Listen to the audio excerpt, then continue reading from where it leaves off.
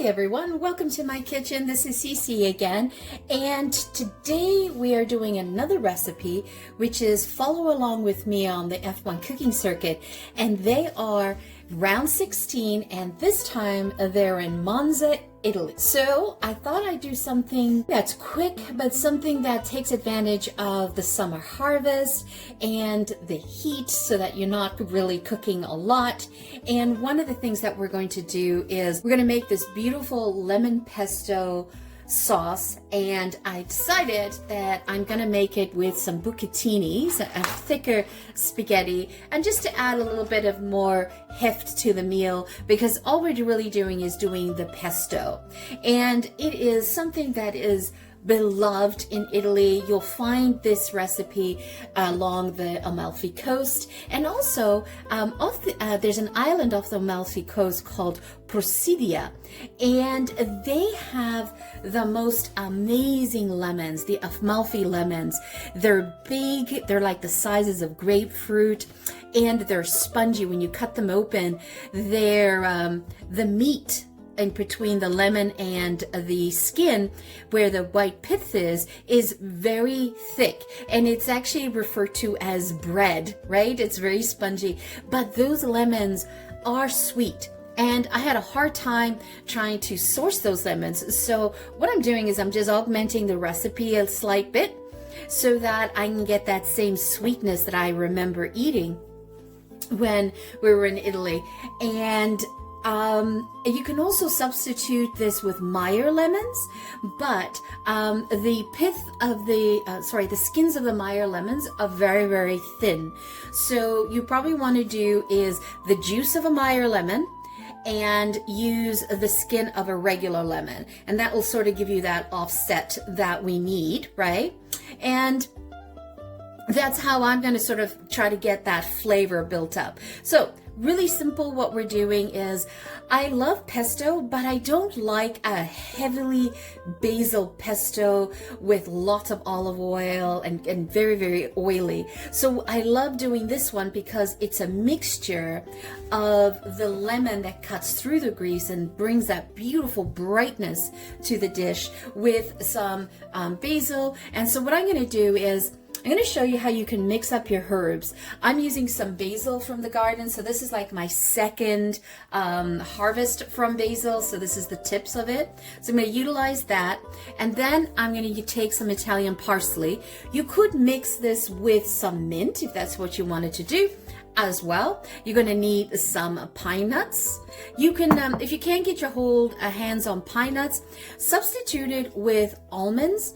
I find that the almonds are better than substituting it with walnuts. I find the walnuts are just a little bit too strong for this. So almonds or pine nuts, preferably pine nuts, because the pine nuts have this wonderful oiliness to it that adds to the creaminess to the dish. You're going to need 1 cup of Parmesan cheese, grated. I got lazy. I bought mine already freshly grated, but you could grate that yourself. You're going to need about 1 cup. You need some salt. You're going to need 1 garlic clove, and you're going to need a skin of 1 lemon, and you're going to need some lemon juice. So I'm going to utilize about 2 tablespoons of lemon juice, and I'll go through the recipe and talk about when to use and how much to use of the lemon juice. And that's it. Now, because I don't have Meyer lemons, what I'm going to do is I'm just going to put a pinch of sugar, white sugar, just enough, half a teaspoon enough to offset it. Now we're going to be making enough pesto for, I'm going to cook off about 8 ounces of pasta, of dry pasta, and I'm going to make enough pesto for that. The thing about pesto is, when you make this fresh pesto, it's a no-cook sauce, so it lasts about 3 to 4 days in the fridge. I don't like to go longer than 3 days. Preferably, I don't like to leave it in the fridge. I like to just consume it right away, because this is so easy to make. And what we're going to do is we're going to use the trusty food processor.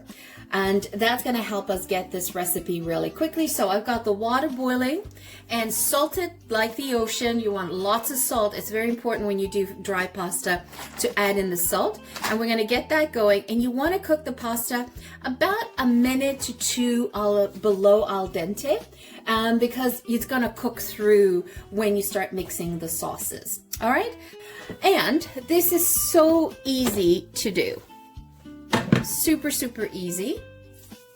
So first things we're going to do is we're going to get the lemons juiced out. These lemons that I got here, they're just nice and big and lots of skin to it. They're actually from South Africa. I find South African lemons have that thicker skin that I'm looking for. Let's go ahead and just juice this one. Okay, so we're just going to juice. This one is super juicy. So I'm just going to go ahead and do the other side. Don't throw out your lemon. I save those and I put them in a freezer, in a baggie, put them in the freezer, and I use them when I make stock.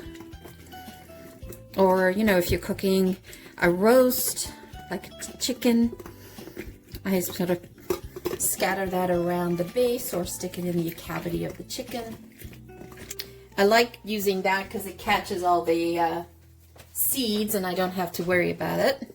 And just use the lemon to run it through. Because I'm just looking for the lemon juice, not the actual pulp. You want to take out your trusty fruit processor. I love this tiny fruit processor. So what we're going to need to do here is we need to, first of all, make sure that you wash your lemons really, really well. And then you want to peel your lemon. And you do not want to get the pith, the white. It's important that you don't do that because that is what causes the bitterness to the lemon, to the dish that you're doing. So you just want to sort of, I find the potato peeler or Y peeler is the best thing. I know some people are very good at using a paring knife. I personally tend to get all the pith. I don't have the control that I was looking for, so this does the perfect job for me. There's so much flavor in the lemon skins and also for healing properties as well, so that's perfect. We're good. So for those that I have some pith on it over here, I just take my knife, a sharp knife, and I just scratch it off. Ideally, you want to not do this, like get it done properly, but sometimes you just can't. And if you have a little, it's not a big deal. It's when you have a lot. Okay, water's going. And let me just show you the bucatini. This is what bucatini looks like. It's rounder and it has like a hole in the middle. It's thicker. So it's more substance, more substantial when it cooks off. All right, so now that we've got the lemon all ready, so let's move this over.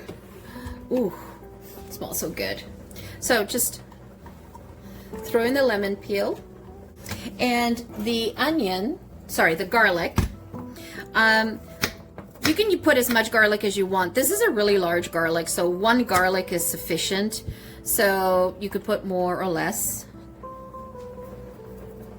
And we're going to put 2 tablespoons of the pine nuts. Sorry, 3 tablespoons of the pine nuts.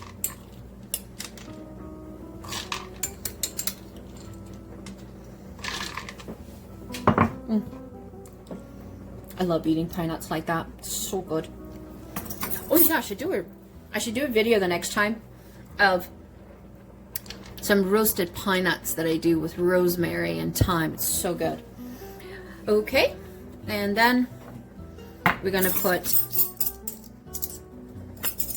half a teaspoon of sugar because that's compensating. I'm gonna do a pinch of sea salt and then I'll keep adding the salt as we go. And And I'm gonna do half a cup of Parmesan with drizzle of olive oil, extra virgin olive oil. You want to use the best olive oil that you can get your hands on. I would prefer an extra virgin on that one.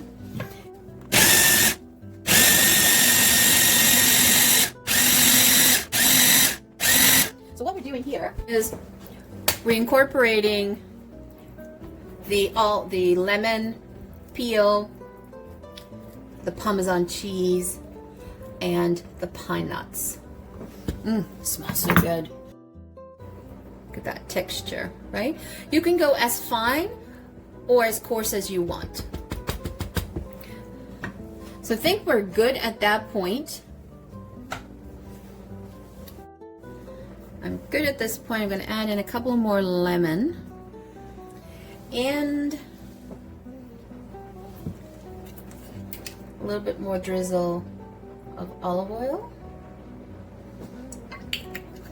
And you also want to watch your salt because the Parmesan is also salty, right? And so you want to use a cup of herbs. So you can do all basil or parsley or mint. It's your choice. I am going to go ahead and take a handful. I love how rustic this dish is. I also don't like a heavy pesto with a lot of basil. Again, personal preference. Make sure you wash your parsley really well, and then I've been drying it. And then I'm adding in my leaves of basil. Now I keep the parsley stems because there's a lot of flavor in that.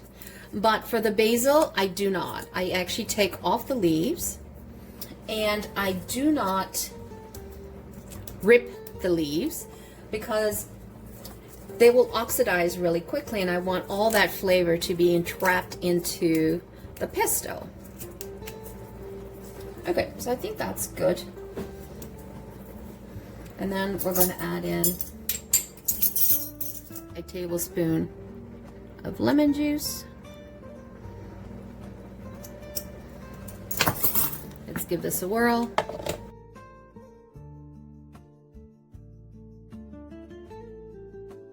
Okay, let's try that again.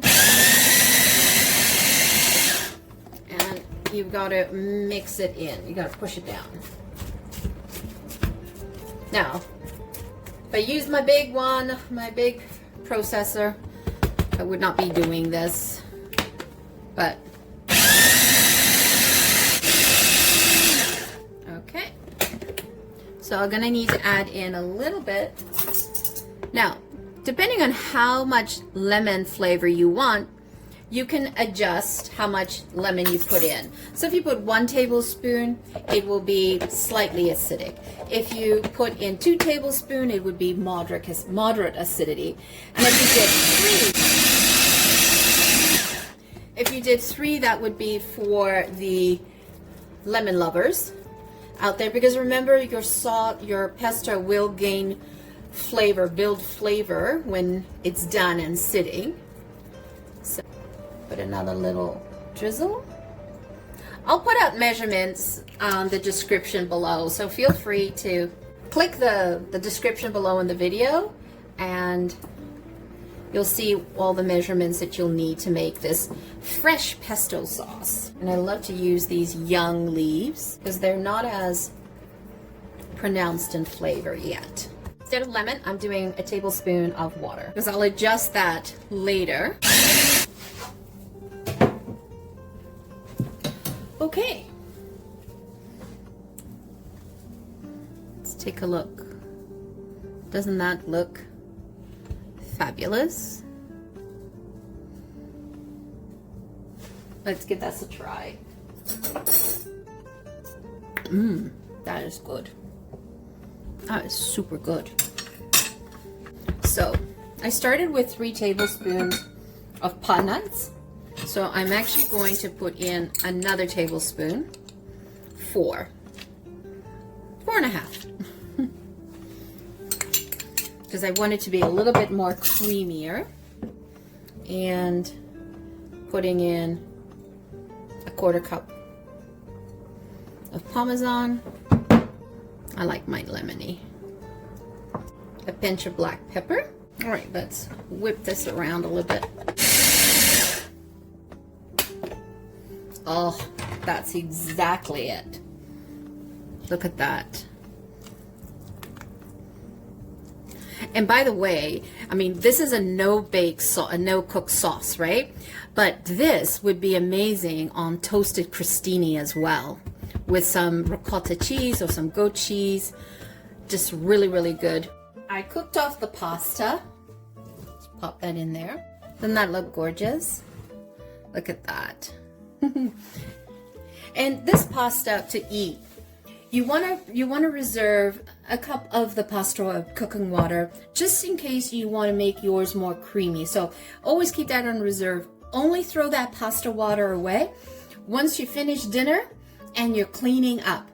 I always make sure I keep some because if you have any leftovers, you might want to refresh that as well. So that only gets thrown away once I have cleaned up for dinner, after dinner. All right, so there's the pasta. Here is the gorgeous pesto. I love doing this dish in the summer. It's so bright in acidity and it's so easy and you can do so much. It's so versatile with what you can do with this. Oops, and I could really made a mess, didn't I? So now I take half of this and put it in. I don't like to go all in on it. I like to sort of have the pesto sort of melt into the pasta, right? And then I put a little bit more. See why I use the thicker noodles, the bucatini? Because this is a great side to have when you have, you know, a barbecue, you got outdoor, you know, having dinner outdoors, because you can eat this lukewarm or at room temperature. Now, if I want to make this a little creamier, I'm just going to put in a drizzle of the pasta water. The pesto will start to cream up a bit. Doesn't that look, oh, if you could be here. See how simple that is?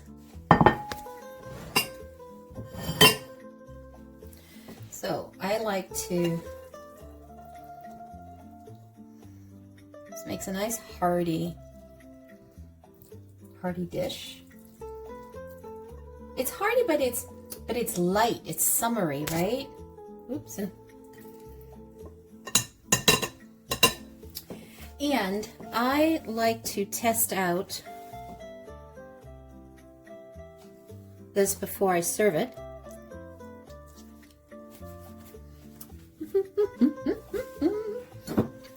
Oh yes. So sprinkle some Parmesan on top. I like to do a dollop of that in the middle. So they can mix it in themselves if they want. And then I take this extra virgin infused olive oil. Love this stuff. And just do a little drizzle. And you can see there's some leftover pesto, and I'm going to do that. I can put that on crostinis, or I can make a little vegetable tray and use that as a dip as well. But I don't want to overwhelm my dish. And at this point, what you want to do is you want to taste it before you plate it. But I would actually allow the end user to salt and pepper it themselves additionally. But since I know I'm eating this, I'm going to add in some additional sea salt. I do love this salt. Well, there you have it, folks. A beautiful lemon pesto. And it is summer in a bowl. It's so easy to make. It's so refreshing. And I hope you guys enjoy it. And let's see what happens on this Grand Prix that's coming up. Because last week they were in Holland. And oh my, what a catastrophe. Both of the Ferraris basically DNF'd, did not finish. They had both accidents. It was incredible. And Max Verstappen was Max again. He did not hold back. He was a man on a mission. He got himself on pole to second position. And the most unfortunate part about all of this is that Lando Norris was running to the second, but he ended up having fire in the cockpit, or smoke, I should say, in the cockpit. So he had to pull over. So unfortunate, but I'm happy for Oscar Piastri because he's gained some more points on it, and Max, of course, as well. And what was very interesting about this race is it was Isaac Hajar, which was he runs in the second Red Bull Racing team. This was his first time on a podium in Formula One in his career, and this is his 15th Formula One race. So luck was on his side, but he paid for this. He earned it because all through qualifying, he managed to get himself into the 4th position. So that gave him the opportunity to take advantage of coming into 3rd. So great job, Isaac. Once again, thank you so much for joining me. If you're new to the channel, welcome. If you're a returning champion, thank you so much for your love. If you have not yet subscribed, please consider hitting that bell notification, hit subscribe, and hit the like button. That helps build the algorithm for us and help YouTube promote our channel out to more enthusiasts like yourselves. Once again, thank you so much for joining me, and I hope you enjoy this gorgeous summer dish. And it is sunshine in a bowl. And by the way, you can store that in the fridge. You can eat that at room temperature. You can eat that cold. It's good either way. All right. Once again, have a great day. Ciao for now.